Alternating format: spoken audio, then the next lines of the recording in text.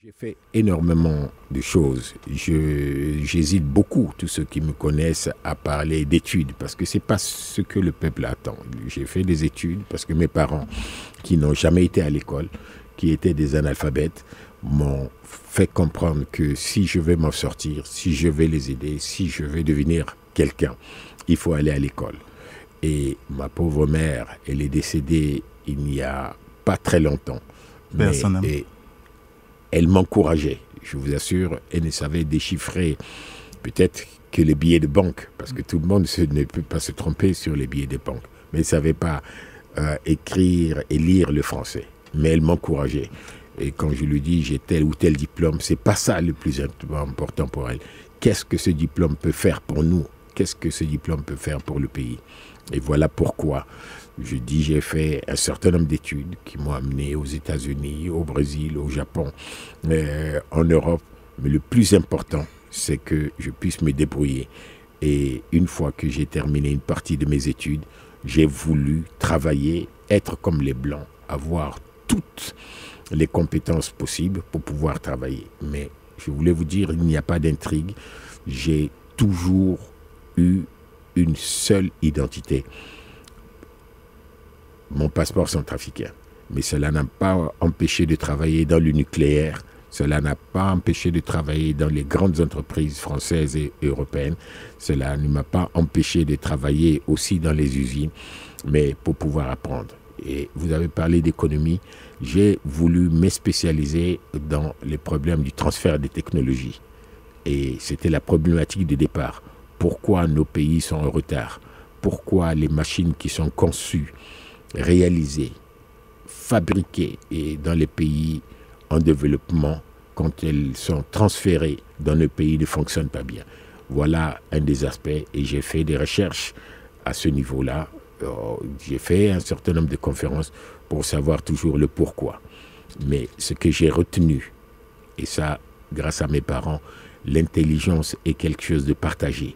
Ce n'est pas parce que quelqu'un n'a pas l'intelligence académique et artificielle, n'a pas été à l'école, qu'il n'est pas intelligent. Vous ne pouvez pas imaginer ce que nos parents ont comme intelligence, leur adaptation. C'est ça qui leur a permis de faire de nous ce que nous sommes. Donc l'intelligence est quelque chose de naturellement partagé et ça me rend extrêmement modeste. Et voilà pourquoi, à la tête de l'Assemblée, aujourd'hui, on pense que j'ai toujours fait de la politique. Non, j'ai gagné ma vie. Et je me dis, si un jour la politique me quitte, évidemment, j'aurai de quoi à nourrir ma famille parce que je ne veux pas vivre que de la politique. Je veux vivre de ce que j'ai appris. Oui, Monsieur le Président, alors vous êtes président de l'Assemblée nationale. Qu'est-ce que l'Assemblée nationale et quel est son rôle dans une démocratie comme la nôtre? Écoutez, l'Assemblée nationale est la seconde institution de la République centrafricaine. Et l'Assemblée nationale est une institution qui rassemble les députés. C'est là où les députés exercent leur mission. Et on a principalement le rôle de voter les lois. Il faut voter les lois. Deuxièmement, contrôler l'action du gouvernement. Parce que, vous savez, il faut établir l'équilibre. Le peuple centrafricain choisit un président de la République et le président de la République est choisi sur la base d'un programme.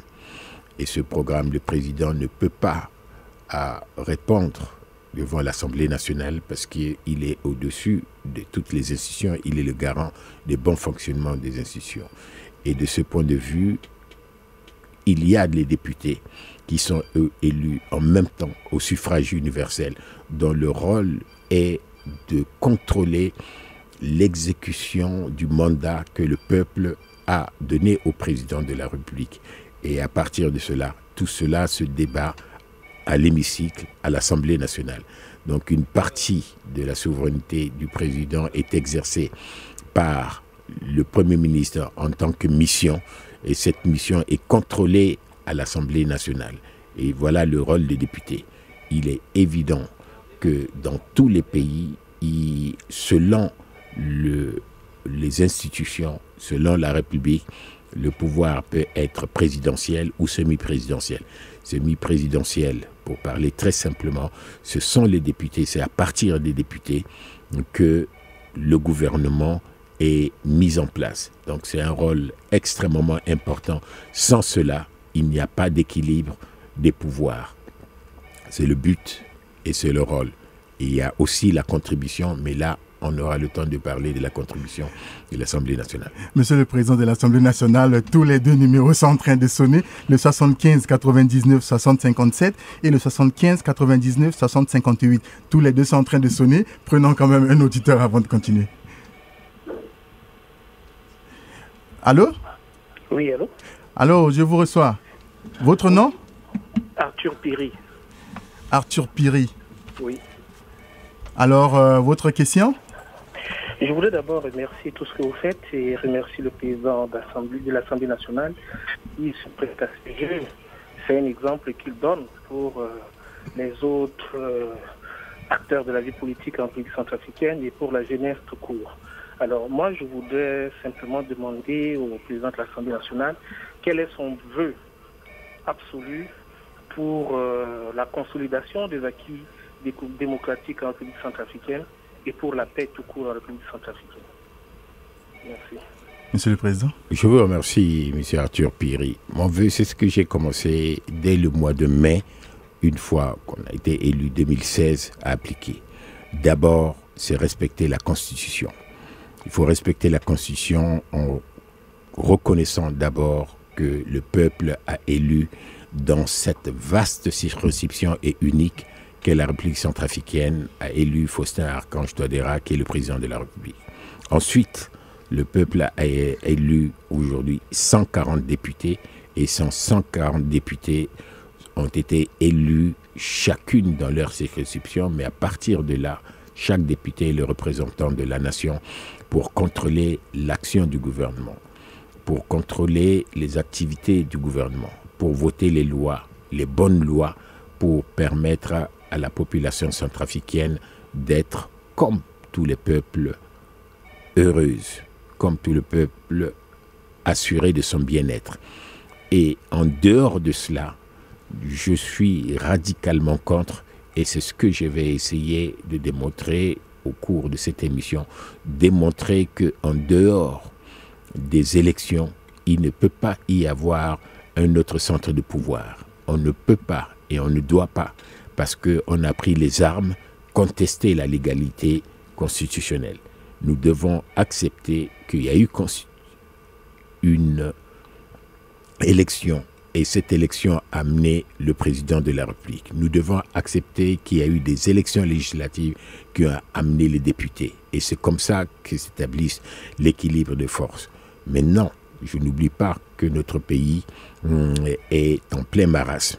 Et donc, de ce point de vue, je me bats pour que toutes les forces belligérantes, toutes les milices politico-militaires reviennent à la raison et constatent qu'ils n'ont aucune chance d'accéder au pouvoir si ce n'est par les élections. Je me bats pour que ces forces négatives se rendent compte qu'elles ont fait le plus grand tort déjà à la population centrafricaine. Il y a des victimes de part et d'autre dans toutes les communautés. Et ce qui nous préoccupe, c'est d'abord les victimes. Je me bats pour qu'il y ait justice, car quand il y a des crimes, et des crimes les plus horribles qui ont été commis, il faut que la justice passe. Et on ne peut pas accepter que quelqu'un prenne les armes, tue, viole, pille, et puis demain réclamer une place au sein du gouvernement. Et là, je me bats contre cela. Et voilà pourquoi, dans ce triptyque, je dis respect de la légalité constitutionnelle. Et je me suis battu, je me battrai toujours pour cela. Deuxièmement, la place aux victimes, c'est-à-dire c'est la population qui souffre. Et parce que ceux qui ont fait souffrir la population doivent passer par la case de la justice, donc il ne peut pas y avoir d'impunité. Voilà, M. Piri, ce que je fais modestement, mais régulièrement, pour que chacun comprenne ça au sein de notre pays. Nous allons revenir encore sur le travail que fait donc, le président de l'Assemblée nationale. Alors, que dire des réalisations de l'Assemblée nationale pour cette année qui tire à sa fin? Écoutez, vous savez, nous venons, nous sommes en décembre, et je viens de quitter l'Assemblée nationale où j'ai eu une importante réunion avec le Forum des femmes parlementaires. Et j'ai confié une mission au Forum des femmes parlementaires pour régler un problème important qui est la division de l'EFCA, par exemple. C'est pour ça que je suis venu un peu en retard, parce que je ne veux pas de conflit au sein de la société centrafricaine. Nous avons le plus grand respect pour les femmes. Nous, à l'Assemblée nationale, nous voulons être les champions de respect de la loi sur la parité. Il faut que toutes les femmes aient leur place. Elles sont plus nombreuses et au niveau de l'Assemblée nationale, nous sommes les premiers dans la sous-région à avoir voté cette loi sur la parité. Voilà un des aspects. Et vous m'entendez tout le temps parler de la loi sur la parité parce que nous considérons que nos filles, nos tantes, nos mères, nos grands-mères sont aussi importantes dans la République centrafricaine que partout ailleurs. Elles sont les principales victimes. Donc, je vote des lois pour pouvoir les protéger.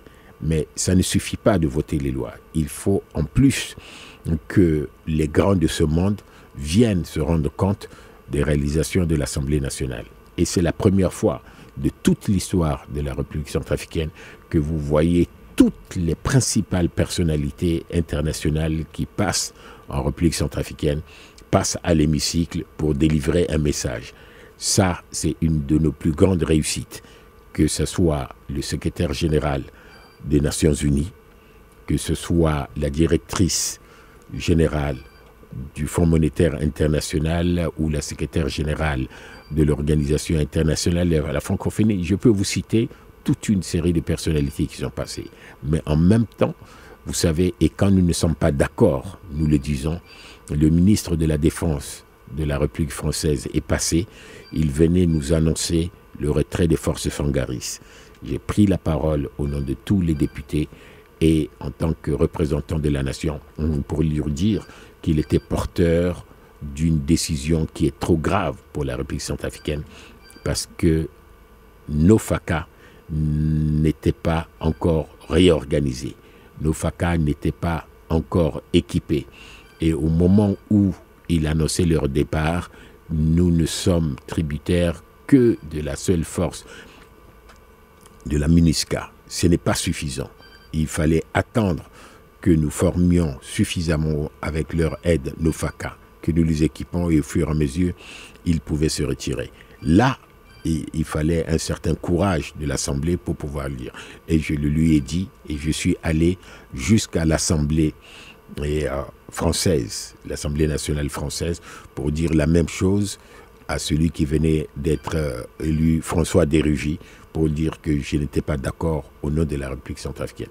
Voilà un certain nombre d'actions qu'on mène comme diplomatie parlementaire. Mais cela n'est pas suffisant pour que la population centrafricaine soit éclairée. Nous avons instauré aujourd'hui, régulièrement, le Premier ministre vient répondre à l'interpellation des députés, mais qui ne sont pas des questions des députés. Ce sont des questions que la population se pose. Voilà un aperçu de ce que nous faisons. Mais votre mission ne sera pas suffisamment longue pour vraiment me permettre de dire tout ce que nous faisons. Enfin, sur un plan précis, pour la première fois, nous avons voulu établir un plan stratégique pour le développement de l'Assemblée. C'est-à-dire, il y a un programme prioritaire pour 3 ans, mais il y a aussi un programme pour 10 ans, pour que nous démontrions à tout le monde que l'Assemblée nationale ne vit pas au jour le jour. Nous avons une vision à travers le renforcement des capacités des députés, parce qu'il faut former de bons députés. Le député, il est là pour faire respecter la loi, et il faut qu'il vote la loi, mais il faut qu'il reparte aussi dans sa circonscription pour démontrer ce que c'est. Et voilà pourquoi nous avons pris une importante initiative en mai, le 26 mai, pour que la paix revienne en Centrafrique. Et c'est la première fois que l'Assemblée nationale, toute entière, unie, après plusieurs semaines de réflexion, a pris cette initiative pour qu'il y ait un retour paisible des Centrafricains à leurs activités.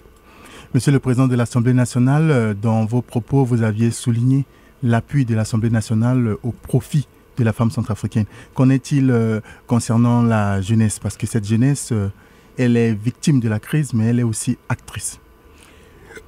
C'est vrai, mais elle est surtout victime. Elle est surtout victime. Il ne faut pas confondre des jeunes qui sont égarés, des jeunes qui ont été entraînés, faute d'emploi, faute de perspectives, à prendre les armes ou à accompagner les politico-militaires comme étant un phénomène majeur. Ce sont les adultes, d'abord, qui ont commencé par enrôler ces jeunes-là. Parfois, ces jeunes sont enrôlés de force. Mais qu'est-ce que vous voulez quand il n'y a pas d'activité dans toute une région? Parfois, c'est trop facile pour certains qui ne vont pas à l'école de prendre les armes ou d'accompagner ces forces négatives. Mais ce que nous faisons beaucoup sur la jeunesse, écoutez, vous savez, les choses sont très simples. La jeunesse, c'est notre avenir, nous les anciens.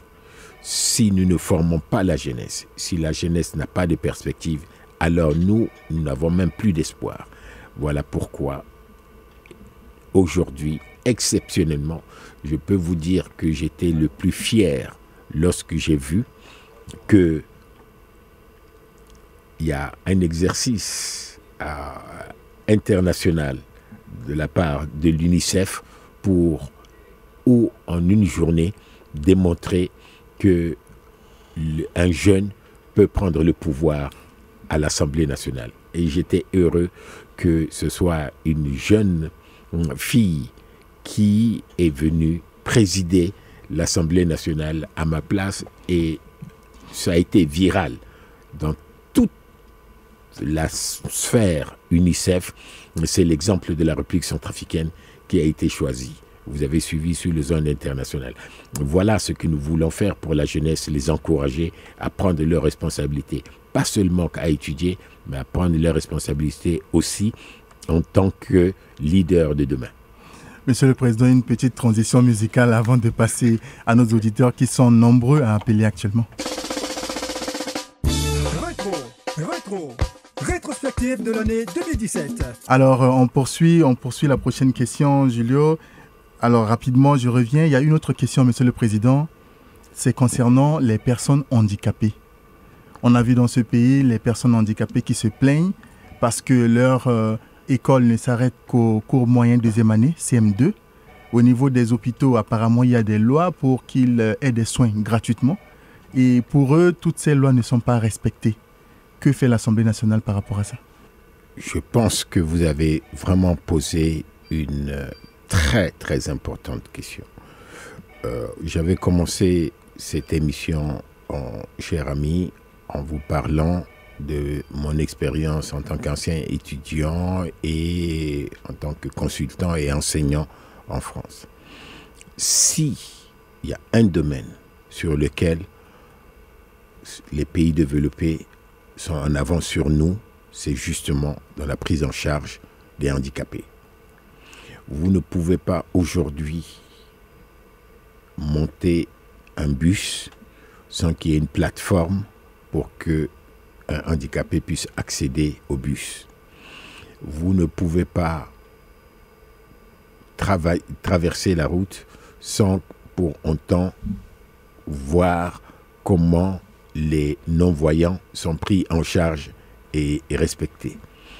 Vous ne pouvez pas imaginer comment ces sociétés ont pu mettre en place une loi qui force les entreprises à utiliser les handicapés.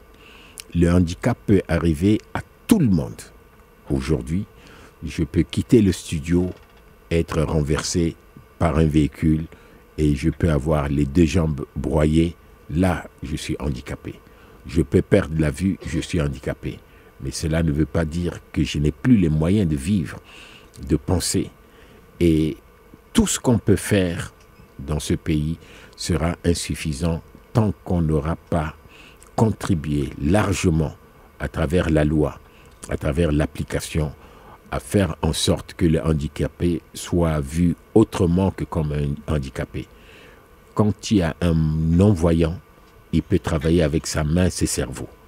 Mais hélas, un non-voyant est considéré comme étant un malheureux, un mendiant. Quand quelqu'un est un handicapé moteur, il est considéré comme un mendiant. Et on ne peut pas l'utiliser.